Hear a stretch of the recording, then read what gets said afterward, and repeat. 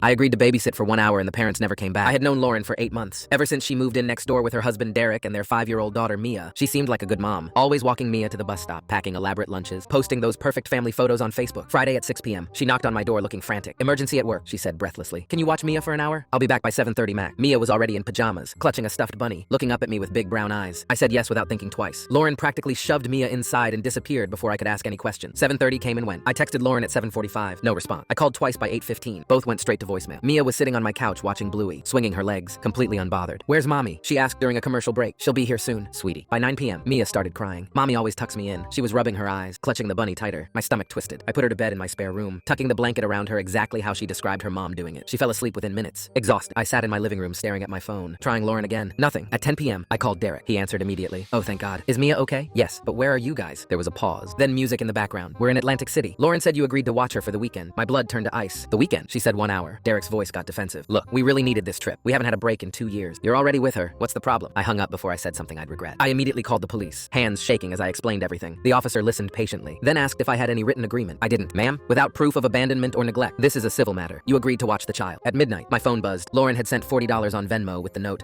"For pizza. Thanks so much." Then a text.